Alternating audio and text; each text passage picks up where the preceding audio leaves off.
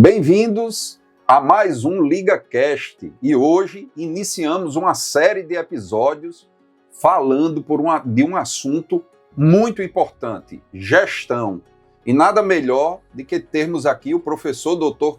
Kleber Nóbrega, que é educador, pesquisador e consultor.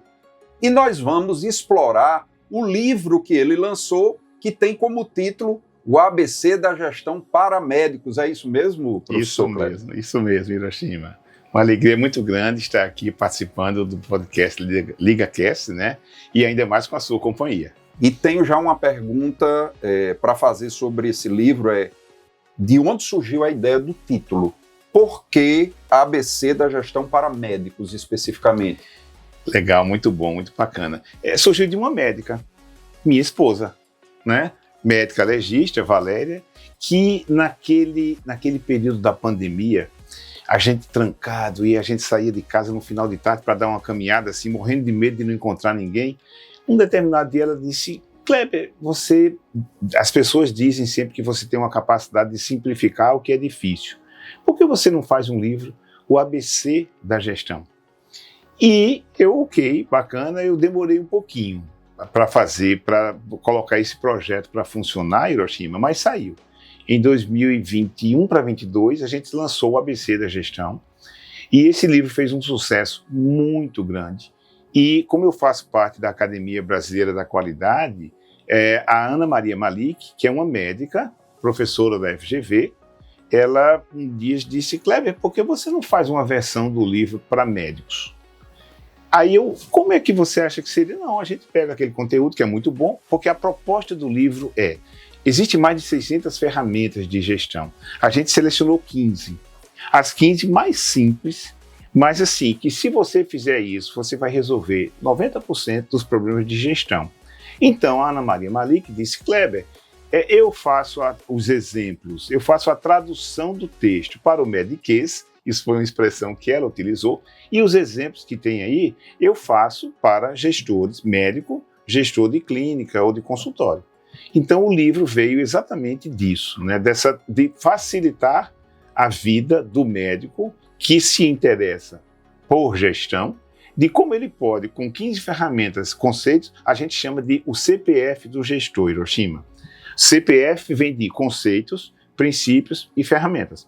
Alguns conceitos básicos, princípios e 15 ferramentas para que o médico possa, ou ele mesmo, fazer a gestão do negócio dele, e aí negócio, clínica, consultório, né, mesmo até a profissão dele, ou ele, quando tem gestor, ele passar a ter conhecimentos básicos do que ele pode pedir, solicitar de sua equipe de gestores para alcançar melhores resultados.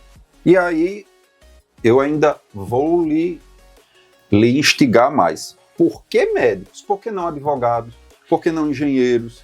Por que não outra profissão e você focou no médico? Não é por causa só de sua esposa, deve ter outra explicação também. Não, primeiro o seguinte, veio essa provocação da Ana Malik, mas quando a gente começou, eu tive uma grande dificuldade quando eu fiz o livro básico, o ABC, porque a gente queria abranger uma série de profissões ou de áreas de conhecimento. Então, se eu colocasse um exemplo para engenharia, um outro para médico, um outro para psicólogo, um outro para gestor, um outro para contador, um outro para advogado, o livro ia ficar picotado. Então a gente resolveu dizer, olha, como é que a gente pode dar um exemplo de uma área a mais conhecida e mais abrangente? Então eu escolhi um exemplo com um gestor comercial. Muito bem, só que daí começou a vir o pensamento. E se você fizesse um para advogado? E se você fizesse um para médico? E se você fizer um para professor? A notícia boa é que nós temos já em andamento o ABC da Gestão para advogados.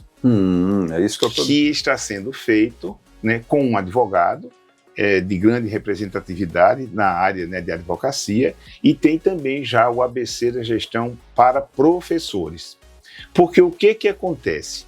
Todos esses profissionais, com exceção do administrador, todos nós temos uma formação, e eu sou engenheiro, né? Nós temos uma formação muito boa. O engenheiro sai sabendo tudo de projeto, de manutenção, de construção, de instalação, né? E aí o que acontece? Mais cedo ou mais tarde na vida, você se depara com a situação de fazer gestão. Você vai virar um gerente, um supervisor, um coordenador, e aí lhe faltam conhecimentos.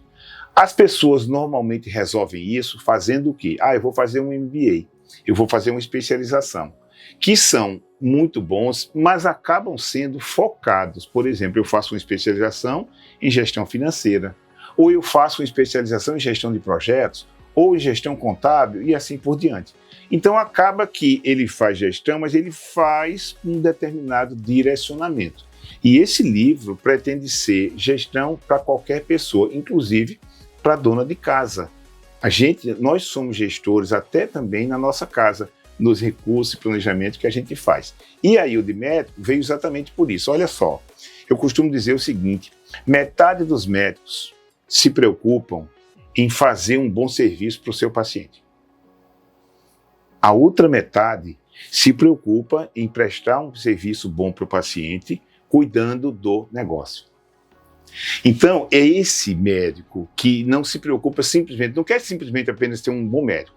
Ele quer ser um bom médico, mas ele quer ser um bom gestor do consultório, da clínica, do hospital, ou até de um outro negócio que ele tenha. O livro vem preencher exatamente essa lacuna. Todo o conteúdo dele a gente não chama de cliente, a gente chama de cliente-paciente. A gente não chama de empresa, a gente escreve clínica ou consultório, e a gente trata, em vez de gestor, a gente trata de o médico gestor. Então ele preenche exatamente essa lacuna. Você foi muito feliz nessa primeira seleção, como você falou, de segmentação do ABC da gestão, porque eu costumo dizer também, Kleber, que o médico, diferente do engenheiro, como você falou, que já sabe alguma coisa de gestão, de alguma coisa, nós passamos 6 anos numa bolha. Nós trabalhamos de manhã, de tarde, de noite e às vezes de madrugada, diuturnamente, só fazendo medicina, sem olhar para nenhuma outra. E de repente, num belo dia, a gente se forma e tem uma especialização e é obrigado a gerir uma clínica, ou um hospital, ou um departamento numa universidade, e a gente não sabe de nada.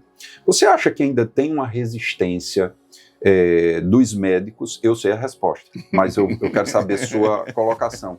Dos médicos acharem que porque passaram num vestibular muito concorrido, passaram por um curso muito exigente, por um nível de exigência intelectual muito grande, ele acha que sabe qualquer coisa, inclusive gestão? Olha, eu tenho encontrado muito isso por aí. Pode ficar tranquilo, você não vai ter retaliação nenhuma sobre essa resposta, não. Eu conheço um médico que é o maior arquiteto, ou por onde ele passa, né? É o maior arquiteto que eu já encontrei na vida. Eu conheço um médico que é um engenheiro como ninguém. Eu conheço um médico que entende tudo de computação, né? Então, eu acho que por isso é a profissão mais concorrida. Quando eu fiz meu vestibular, na minha época, eu morava numa cidade onde medicina e engenharia elétrica eram os 2 cursos mais concorridos. Mas medicina acabava sendo o primeiro. E ainda hoje, 40 anos depois, isso ainda acaba acontecendo. Talvez por esse funil e essa competitividade tão grande, o médico, ele já entra, eu estou entre os melhores. E daí para frente, ele vai realmente se aprofundando, cada vez mais. E o problema é que esse achar que sabe tudo, tem muitos que acham que para você fazer gestão, basta usar o bom senso. Isso mesmo. Basta usar o bom senso. E que não é. E não é. Então, assim, existem técnicas, existem conceitos que você precisa para fazer com que esse seu bom senso funcione melhor. Você precisa se aprofundar, você precisa conhecer um pouco mais para você ser efetivo. O médico, como técnico, ele é muito bom, ele é muito bem formado, mas ele aprende a ser técnico. Ele vai ser um bom médico no sentido de fazer uma boa anamnese, diagnóstico, a prescrição de um tratamento ou de uma intervenção cirúrgica. Ponto. Parou ali. Ele precisa, mesmo o médico, repare, mesmo o médico que não tem uma clínica e nem tem um consultório, ele atende num consultório alugado, por exemplo, ele precisa gerenciar aquele pequeno microcosmo dele, que é o resultado que ele tem. Ele tem custos, ele tem despesas, ele tem qualidade de serviço, ele tem concorrentes, e ele precisa gerenciar isso aí como se fosse um negócio, não um negócio grande, mas um negócio que tem que ter gestão. Hoje a gente tem que gerenciar até a própria vida, né? Não é nem só o negócio. A gente sabe que cada vez mais, com os desafios que a gente tem hoje da velocidade das coisas, né? A gente tem que ir pegando um pouco nesse termo de velocidade. Uma das coisas mais difíceis de gerir hoje é o tempo, né? E também pegando um gancho nisso aí, Kleber, eu vi um dado muito marcante. Nos Estados Unidos, 30% do que é gasto na saúde, nos Estados Unidos, 30% é desperdício. E no Brasil eu fui procurar se tinha algum estudo, e no Brasil tem um estudo que demonstra que 53% do que é gasto na saúde do Brasil é desperdício. Então você acha que a gestão ela se encaixa muito bem para atacar esses números? Sim, e tempo, sim, Hiroshima, com certeza. Porque, repare, qual é o conceito de gestão? E não é um conceito meu, é um conceito de um cara que é considerado o pai da administração, foi o pai da administração moderna, que é o Peter Drucker, que ele diz o seguinte: gestão é alcançar, vou falar com você que está na audiência, gestão é alcançar resultados por meio de e com pessoas. Então veja bem, gestão é alcançar resultados. Que resultados? Qualquer resultado que você queira alcançar na sua vida. Então se você quer ser apenas um médico, um bom técnico, e você quer salvar a vida de pessoas, curar a vida de pessoas, os seus resultados vão estar associados a isso. Agora, você não pode fazer isso perdendo dinheiro. Então você tem que gerenciar custos e despesas, despesa e receita. Né? Fazer o bom tratamento gerenciando custos. Aliás, eu costumo dizer o seguinte: qualquer negócio, mesmo hoje em dia, com essa competitividade toda que a gente tem, faça bem feito e tome conta dos custos e da receita, que você vai longe e você vai evoluir. A semana passada participei da inauguração de uma academia, são 3 geriatras que têm uma academia direcionada para idosos, e eu estava dizendo exatamente isso a uma diretora, uma das 3 diretoras. Olha, vocês estão de parabéns porque vocês fazem muito bem feito e vocês estão gerenciando custos, tanto é que em 2 anos já estão abrindo a 2ª unidade. Então aquilo vai longe. E veja só, se o seu resultado tem a ver com produtividade, produtividade tem a ver com tempo. Se existe um profissional que desperdiça tempo, de maneira geral, só não desperdiça mais do que os artistas, são os médicos.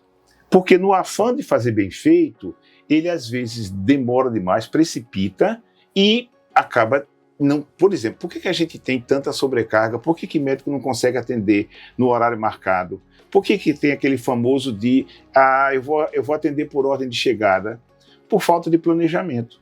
E a gente, quando vai num centro cirúrgico e vê o desperdício de tempo que tem num centro cirúrgico, que às vezes, porque está faltando um dos profissionais, muitas vezes pode ser o anestesista ou pode ser o cirurgião auxiliar, porque não chegou ali a tempo.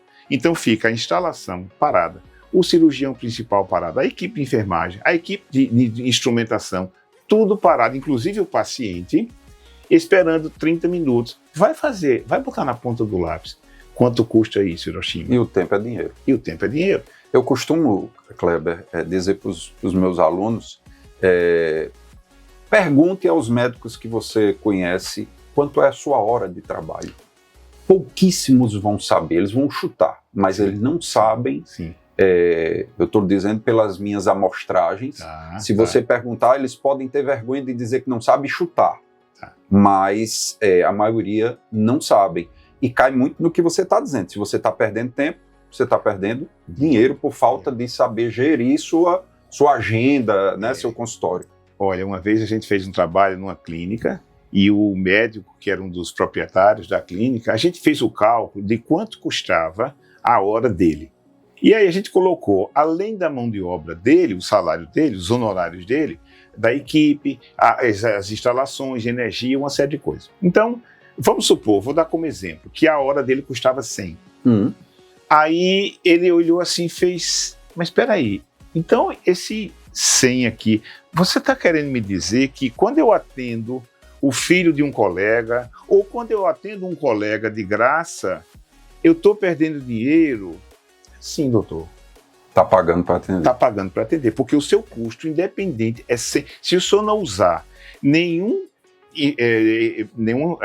nada de limpeza, de higienização, nenhum medicamento que você vá aplicar no paciente, simplesmente a sua hora com ele ali custa esses 100, era outro valor. Então o senhor está desperdiçando dinheiro. Então agora eu vou usar o que o pessoal chama por aí de custo operacional. Chame, pode chamar. E eu tenho certeza que o seu colega vai entender muito bem isso daí. E o seu parente também, né?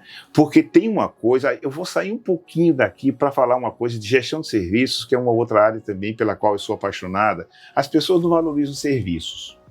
Mas tem um médico veterinário, não é um médico humano, que resolveu esse problema, porque as pessoas têm uma tendência a achar que, não, faz um favor para mim, faz isso assim, não custa nada, né? Então, ele botou no consultório dele uma placa que dizia o seguinte: consulta veterinária, R$200. Dar uma olhadinha, R$400. Né? Quer dizer, porque tem aquela história de mas você é meu amigo, foi só uma olhadinha aqui. Isso é tempo, isso é recurso, isso é energia, tudo que a gente está desperdiçando. E pegando um pouco também nisso que você está falando, Kleber, eu costumo dizer também lá na sala de aula que na gestão nós temos também que olhar o valor absoluto e relativo das coisas. Vou explicar. A população às vezes diz assim, eu digo, tomem muito cuidado, vocês médicos, reclamarem da vida, porque a população não vai aceitar como é que um médico reclama que está ganhando pouco, né? Que é realmente uma parcela da população que tem um trabalho que mostra isso, 100% de empregabilidade até agora. Isso é um trabalho feito em 153 faculdades de medicina nos egressos, mas eu digo que tem o valor relativo e absoluto das coisas. Eu digo isso para os alunos. Quanto você troca uma lâmpada para mim? A maioria diz R$30, R$50. Eu digo, eu pago 1.500. Aí todos, nossa, eu troco essa lâmpada. Aí eu digo, num poste de alta tensão de 15.000 volts sem EPI. Não quero. Então eu digo, isso é o valor relativo e absoluto das coisas. Quando você diz que um médico está ganhando R$20.000, você concorda que você tem que ver, além da gestão, o número limpo e seco, ou seja, esses R$20.000 pode custar a sua saúde, pode custar a sua saúde mental, a sua, né? Então, você concorda que a gestão também não é só os números limpo e seco, como se diz? Claro, porque é valor, é experiência do cliente, é satisfação, é a pessoa sair dali sorrindo, né? Veja só, um médico que resolve um problema, a pessoa está com uma dor grande e ela está, por exemplo, com suspeita de um câncer.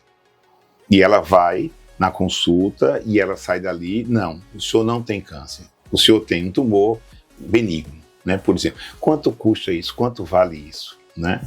Você tem, esse é um tema também muito bacana, porque quando a gente fala de valor dos serviços, né? Veja só, uma consulta médica por R$500, nossa, que coisa cara. Eu vou lá, o médico simplesmente faz meia dúzia de perguntas para mim, etc., 20 minutos, e R$500. Essa pessoa sai dali, passa no shopping e compra uma calça jeans, que é uma calça de tecido, né, uso comum, por R$500 ou até mais. Por quê? Porque essa marca tem um cavalinho, tem um desenhozinho, tem um periquito, tem qualquer coisa. Que agrega outros sentimentos. Exatamente. Então, veja mas aí isso tem um problema, Hiroshima, tem uma explicação. Não é só médico, não é só trabalho médico, não. É de maneira geral, nós fomos educados numa lógica de manufatura. A gente valoriza o que é produto físico. O produto não físico, que é o serviço, a gente não valoriza. Veja só, quanto é que vale você assistir o show da sua banda ou do seu cantor preferido? Tem gente que sai de qualquer parte do Brasil para ir a São Paulo, Rio de Janeiro, Curitiba, para assistir o show. Ingresso caro. O ingresso, vamos botar um ingresso relativamente caro, R$1.000. Mas a pessoa gasta de passagem, hospedagem, etc., e o lucro cessante que deixou de trabalhar, né? Que o médico não põe isso. É verdade. Né? Eu falo lucro cessante muito, por incrível que pareça, médicos às vezes mais velhos do que eu falo, você viajou para o Congresso e seu lucro cessante, mas como? Não estou entendendo. O que você deixou de ganhar por estar no Congresso? Você incluiu, né? É verdade, é verdade. Sim, mas continue. Não, então veja só. Existe alguma coisa de maior valor na nossa vida do que a nossa saúde? Não. Não. Então, R$500 por uma consulta médica, para não falar de uma cirurgia simples de R$4.000, sai barato, né? Agora, você pega não, R$4.000 por uma cirurgia é caro. Aí compra um celular por 8. Então, de novo, sabe, o problema é que, de maneira geral, Hiroshima, nós somos educados numa lógica de manufatura. A gente valoriza o que é produto, porque tem peso, tem cheiro, tem beleza. E essas coisas intangíveis, e o trabalho do médico, essencialmente, é um trabalho intangível, né? A gente precisa também descobrir o valor deles. Esse é o LigaCast com o professor Dr. Kleber Nóbrega. E espero vocês no próximo episódio do LigaCast.